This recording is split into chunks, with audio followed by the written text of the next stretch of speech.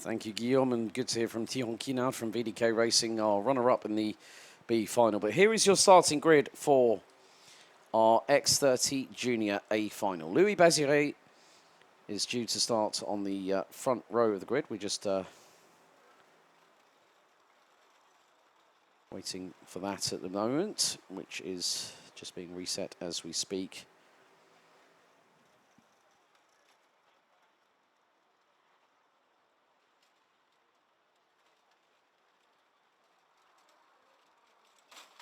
There is still the clean-up operation down underneath us. But here is your starting grid for the X30 Junior A final.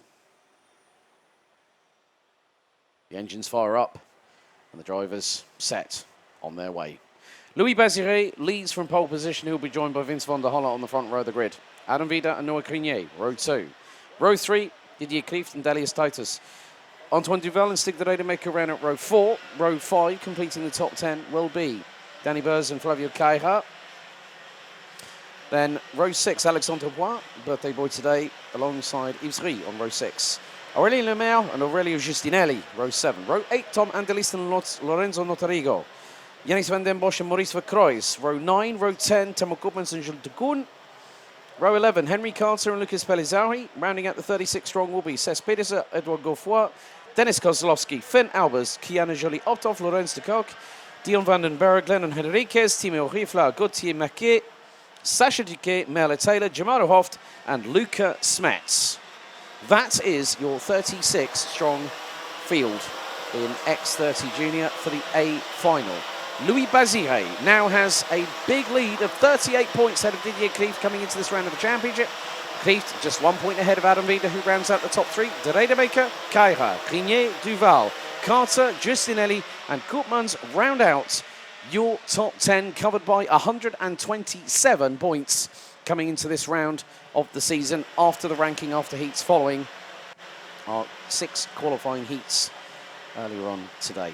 Louis Bazire has made it 5 top scores in a row. Ranking after heats leader and final A winner at Ostrico. Exactly the same 3 weeks ago at Genk. He's the ranking after heats leader here, but can he make it 3 perfect weekends in a row? Well, you look at the talent that is on this grid. The likes of Van der Holle, a new entity that has come in and shown that he can fight at the sharp end of the field. Vida, Grenier, Klieft, Titus, also now someone you cannot count out as a top runner in this field. Duval, De Rademaker, Caira, Point, et al. Already. The red lights are on the gantry. It's Victory Lane versus Bouvin Power on the front row of the grid. And when you see the drivers come into the tram lines, pole position will be on the left-hand side of your screens. Louis Bazire, the young French superstar in the making, is looking to make it 3 perfect weekends in a row and extend his championship lead. Red lights are on. Into the tram lines. Revs are up. We are lights out and underway in the final. And at that particular moment, well, Louis Bazire got the run. And Van der Holle into P2. There's everyone's trying to get through into turns 1 and 2 there. Bit of a truncated start, I have to say, but Bazire gets the lead, and he was away and clear into turn 1. But there's a little bit of battling roundabout by 5th, 6th position, maybe 7th or 8th, between the likes of Duval and De Rademaker, as Bazire leads the field out of the Europelan for the first time. But now it's a case of this is a longer race, so the strategy is going to be a little bit different. Sometimes maybe conserving those tyres, giving them a little bit of life towards the end of the race here, Guillaume, could prove to be a very, very forthwith strategy. Oui, en effet, mon cher Alex, on est parti pour cette finale junior, la première des 2 dernières courses au programme de la journée pour les pilotes âgés entre 12 et 15 ans. Et un excellent envol de la part de notre poleman Louis Bazire, qui à 2 reprises cette saison s'est imposé en finale, s'est imposé dans les manches, le plein de points à 2 reprises sur 3. Et pourquoi pas à nouveau ici à Genk. Oh, et contact là-bas avec un pilote Fusion numéro 6, 8, Elias Titus. Et Didier Klieft, c'était Didier Klieft et Elias Titus en effet qui se battait pour la 5e place. Klieft, le pilote néerlandais, Elias Titus, le pilote allemand sur licence néerlandaise, qui ne se sont pas compris, qui se sont accrochés au premier freinage dès l'entame du deuxième tour. Ce n'est pas comme ça que vous débutez une finale à ce stade du championnat, sachant que Didier Quirft, évidemment, est un des protagonistes dans la lutte pour le titre cette saison. Lui qui était deuxième derrière Louis Baziré avant l'épreuve de Genk, ça va lui coûter très très cher en points, puisque j'ai l'impression à revoir où est tombé Didier Quirft, mais que son museau a malheureusement été déplacé dans l'aventure. Et je doute qu'il puisse continuer dans ces conditions. On va revoir où il est tombé le pilote néerlandais de Team Fusion Benelux. Mais quoi qu'il en soit, voilà un petit moment d'entrée de jeu. Effectivement, vous allez le voir bientôt dans le peloton là-bas. Il a rétrogradé complètement dans la hiérarchie Didier Quirft avec un museau qui malheureusement est totalement défait dans la position sur la gauche là-bas. Oh no, he's 28th. Aïe, aïe, voilà, 28e place pour Didier Quirft avec un museau hélas déplacé. Ça va signifier un drapeau technique. J'en ai bien peur. Il y a un abandon, hélas, prématuré pour le jeune fer de lance du Team Fusion. Yeah, seeing on the digital flag, 127 is having a message relayed to them on that particular, and that is for Didier Quirft. So, well, that is now going to promote Adam Vida into second position in the championship standings. However, now, I did speak to Louis Baziré about this after his third heat win, and I said, you know, are you feeling comfortable with a 4 to 5/10 of a second advantage? Yes was the answer, but you've now got Van der Halle, Vida looking up the inside of Van der Halle going into turn number 1. Grenier, Duval, De Rademaker. Now, let's just say that the mental side of this game does really take its toll on drivers. And I haven't seen Didier, I haven't really talked to Didier Quirft, but I haven't seen him in the greatest frame of mind in comparison with, like, say, round 3 last time out 3 weeks ago. And at this point, when you've got to be in that frame of mind, you've got to keep all the grudging away from you, all the negativity. You've got to try and get yourself into that happy place where you're enjoying your racing, you're competitive, and, well, Didier Quirft is now going to have to fight tooth and nail. He's going to bring everything.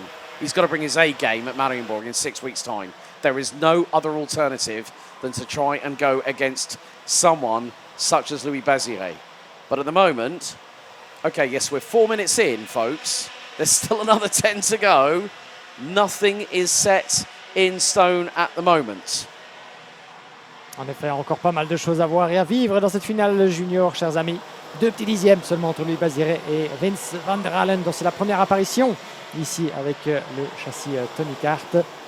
Troisième place, Aaron Willa qui fait la bonne opération au championnat, vous l'avez dit, compte tenu des ennuis qui affectent Didier Quirft. Malheureusement, Aaron Willa qui était 3e dans le classement provisoire avant cette épreuve de Genk.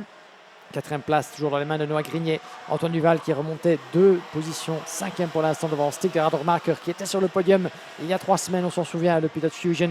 Pour l'instant, toujours en course pour un top 3. Potentiellement, lui qui est 6e devant Danny Bourse, Ivris, Alexandre Point. Belle remontée de Timo Koopmans, le pilote Télécart, 9 places jusqu'au 10e rang devant Aurelio Rustinelli. Henri Carter également qui nous gratifie d'une belle remontada de 9 positions.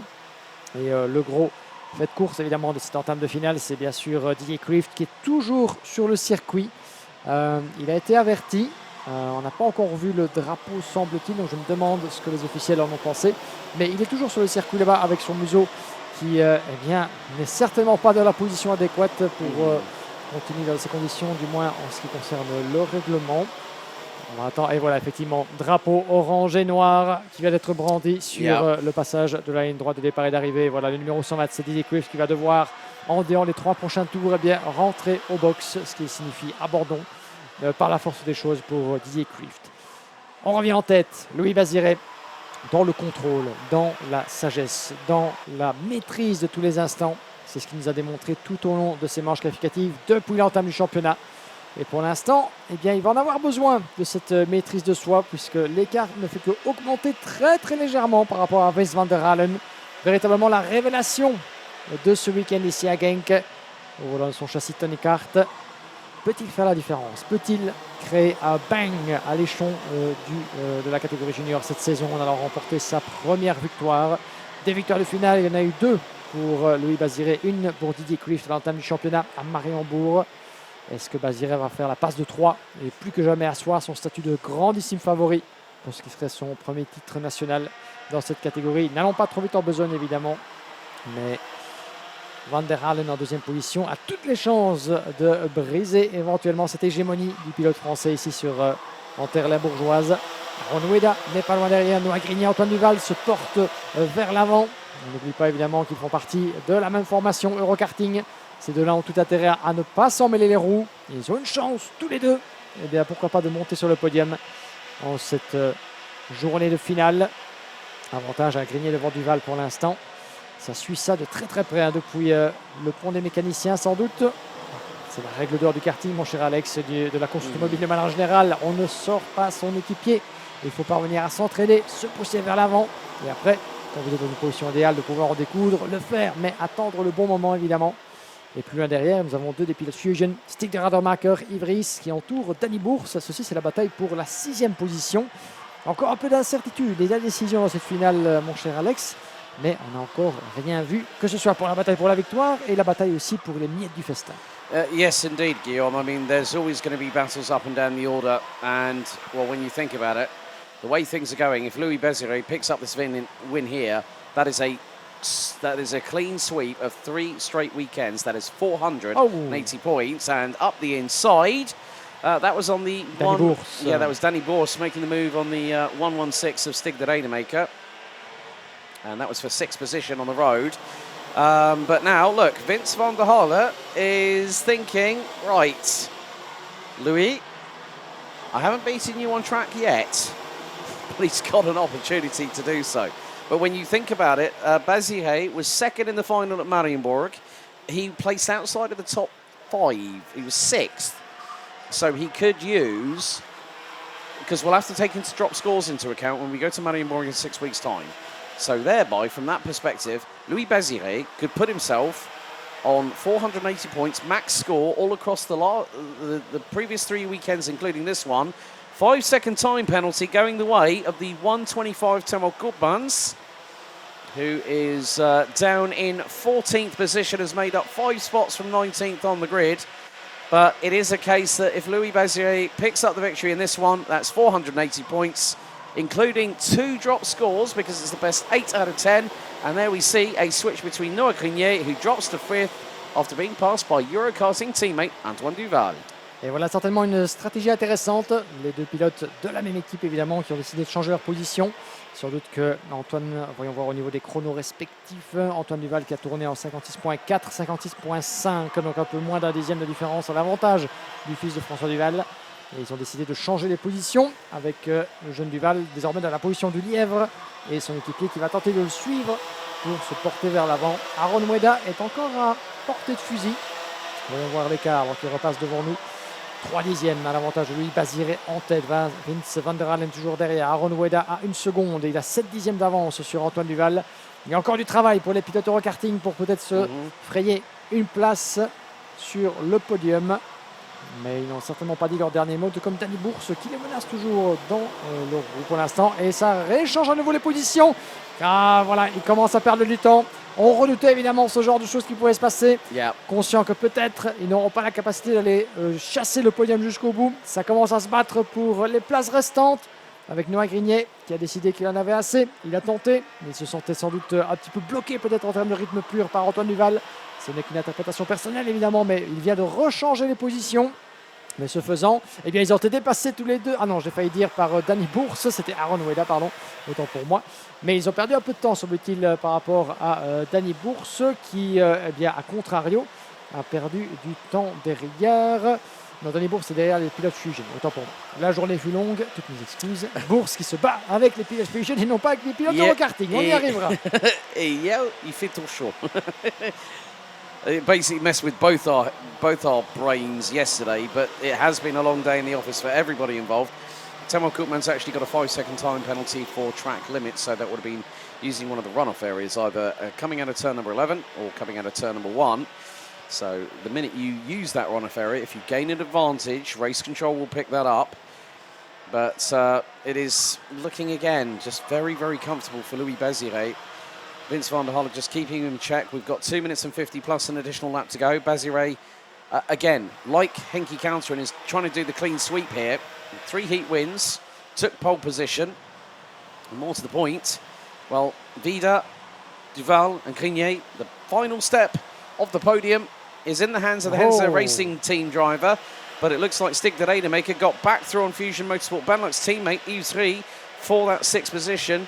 The Fusion Motorsport Benelux team, they've been showing great signs earlier on in the season, but from this weekend, it seems like the harmonious way that the team normally functions is not at its full proper rhythm.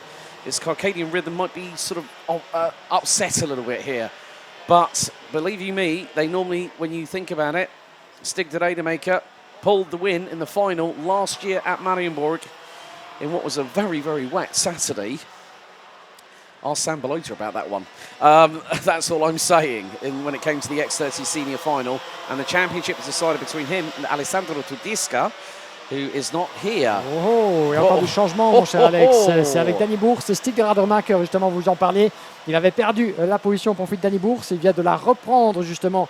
Et le voilà de retour, eh bien, en 6e position. Ivris qui est passé devant, donc Bourse de retour derrière les deux pilotes Fusion. Il s'était infiltré là-bas l'espace d'un instant pour le gain de la 7e place. Avec des duels donc, qui continuent avec 1 minute 20 et encore un tour avant le drapeau à damier. L'incertitude qui règne puisque Louis Baziré est loin d'avoir course gagnée. Regardez comme Vince van der Halen est toujours aussi menaçant. Un excellent rythme de la part du châssis Tony Kart là-bas, qui est toujours aussi menaçant sur le châssis Car Republic de Victory Lane, le team des frères Martins. Et pour l'instant, Baziré tient le bon bout, mais Vince van der Halen n'a pas dit son dernier mot. Nous avons Aaron Weda et regardez la bonne entente pour l'instant, semble-t-il, entre Antoine Duval et Noah Grenier qui portent ses fruits puisqu'ils mettent la pression sur le pilote Enza Kart. Et vous voyez d'ailleurs justement Antoine Duval qui gesticule à Noah Grenier, son équipier, pour lui dire Think, pense avec ta tête, on reste ensemble, ça porte ses fruits, on va la voir à nous deux. Ça sert à rien de commencer à se ralentir en se croisant les roues. Et regardez Vince van der Halen, ce ne sont pas les roues mais c'est la trajectoire qu'il va tenter de croiser avec un changement potentiellement. Le freinage de la chicane à l'Europalan, il est à la corde van der Halen et il prend la tête. Nous sommes dans l'avant-dernier tour de cette finale junior et changement en tête. Vince van der Halen pour la première fois dans une position pareille. Mais Louis Baziré a-t-il encore l'énergie nécessaire pour changer cette position et reprendre ce qu'il pensait être sien? Well, we'll have to see on that one. Last lap this time by for these X30 junior drivers. Vince van der Holle from Bouvin Power in the 142 leads the way onto the final lap of this weekend for these 36 drivers. Louis Baziré 0.2 of a second back. He's going to dive to the inside! Oh, textbook from Louis Baziré, the magician from France. Il a fait sa magnifique passement de Vince van der Holle dans la première virgule. Et attention, c'est pas fini. Van der Halen a encore son mot à dire dans cette finale. Il ne reste que moins d'un demi-tour. Et à nouveau, côte à côte dans l'Europalan. Et à nouveau, textbook sur le move. Le même genre de dépassement. Un tour plus tard, sera décisif pour Vince van der Halen. Baziré, il a encore peut-être quelque chose à faire dans cette finale. Là, l'épingle du virage numéro 10, les derniers instants. Le dépassement. Est-ce qu'il va nous faire une Luca Orsica par l'extérieur devant la grande tribune? Croiser la trajectoire, est-ce que ça pourrait fonctionner pour Louis Baziré? Il va jeter toutes ses dernières forces dans la bataille. Vince van der Halen ne va pas lui faire de cadeau. Fermer la porte dans le dernier virage, coûte que coûte. Le dernier coup d'accélérateur, la photo finish, mais c'est Vince van der Halen qui l'emporte à Genk. Victoire de Bouvin Power, victoire de Vince van der Halen, la première pour le jeune pilote belge à ce niveau. Louis Baziré doit s'avouer vaincu pour 78 millièmes de seconde.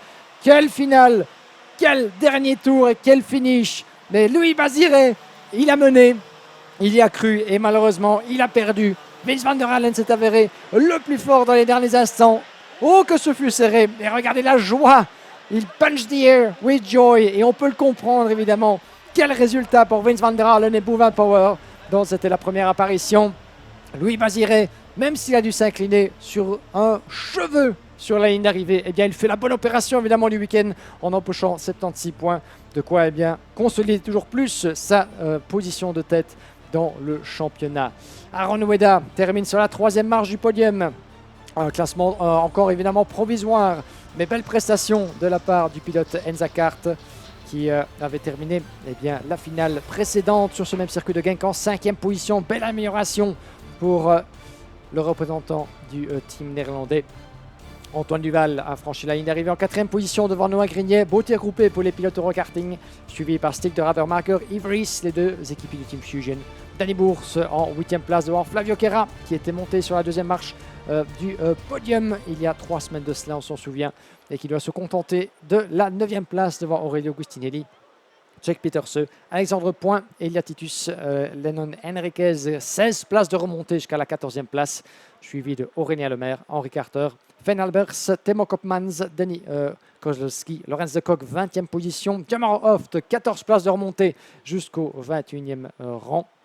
Puis nous avons 22e Lorenzo Notarigo, Maurice Verkreuz, Jules de Koen, Yanni Van den Bosch, Mel Taylor, Diane Vandenberg, Sacha Duquet, Lucas Metz, Edouard Godefroy, Timo Hariflar, Kanajeli Hopt, Gauthier Maquet. Et les pilotes qui n'auront pas vu la ligne d'arrivée, malheureusement, Luca Pellizzari. Hélas pour Luca qui aura dû donc mettre pied à terre plus tôt que prévu. Abandon également pour Tom Alderlichten et Didier Kreeft qui a dû rentrer prématurément après un souci au niveau de son pare-choc avant, de son museau déplacé après un incident lors du premier tour. Et voilà un fameux coup dur pour l'un des protagonistes du championnat qui n'aura pas vu le bout de cette finale junior. Mais quelle course nous venons de vivre ensemble, chers amis.